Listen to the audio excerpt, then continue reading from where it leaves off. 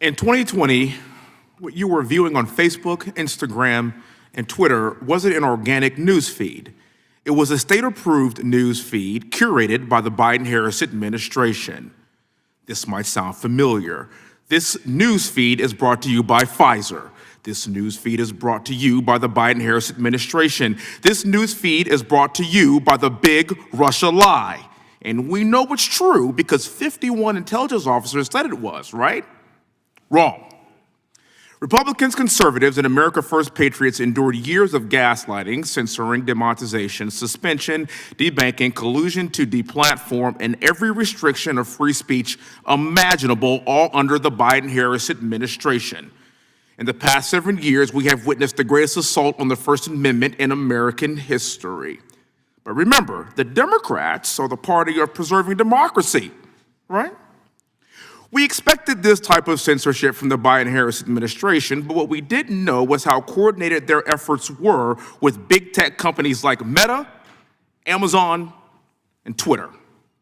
What I want to talk about today are the groups responsible for this censorship. Now, Twitter has been saved thanks to Elon Musk, but Meta remains in the hands of the very people who worked with the Biden administration to silence our voices. I know that Meta recently changed their policies concerning censorship and free speech, but who's to say that those changes will be permanent?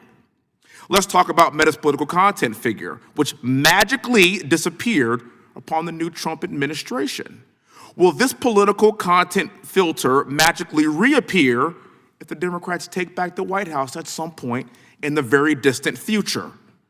Will voices like mine and many of my colleagues in this room be suppressed ahead of the midterms? These are all questions that inquiring minds really want to know. Now, you might have noticed that recently Mark Zuckerberg has been on a press tour to repair his pro-censorship image. But those of us who have been subject to censorship, especially this U.S. congressman, I don't forgive and I don't forget quite so easily. Let's not forget that Meta banned the sitting president of these United States of America from Instagram and Facebook. And interestingly enough, Meta banned President Trump before Biden even took office. So you can't defecate on the president's First Amendment rights and call it chocolate pudding at this point. And just because you give him $1 million ex post facto does not change the fact that you did this and this actually happened. I've seen Democrats on TV for the past week scream, Elon Musk, Musk. It's been quite invigorating, actually. I'm really enjoyed it. And what's funny about it to me is that you're mad at the guy that found the fraud, but not mad at the people that wasted your money. Here in Congress, we clearly can't cut a budget, so I really thank Elon for doing our job for us. Mr. Schellenberger, thank you for being here, sir. As a leading expert in the suppression of freedom of speech, what is the most egregious example of censorship from Meta that has occurred during the Biden administration, in your humble opinion? I mean, probably the censorship of what Facebook itself called true stories of vaccine side effects. These are ordinary moms and dads who are describing the impact of vaccine on their kids, and they were censored without their knowledge and against the opinion of Facebook's own executives who said, if you want to increase vaccine hesitancy, there's no better way to do it than to censor people that are trying to share those stories. I mean, that's the most fundamental kind of conversation that we should be allowed to have between ordinary folks, and Facebook secretly censored it at the behest of the Biden administration. Do you see a return to some of the policies that I was referring to with Meta in terms of the upcoming election, the upcoming midterms, the future? I understand right now it's really cool because President Trump won, so now you want to be in the cool guy club.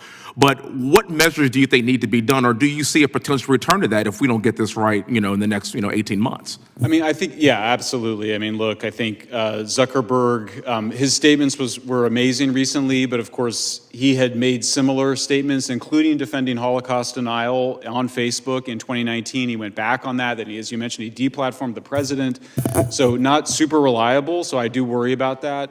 I think the most important thing for Congress to do is to find every penny that's going to censorship activities in the federal government, phase them out, and then some investigation to hold the right people accountable. Because I'm with you. I was censored on Facebook for sharing true information as well, and I won't easily forget it. Thank you very much. See you back to the remainder of my time. Thank you, sir. Gentleman yields back.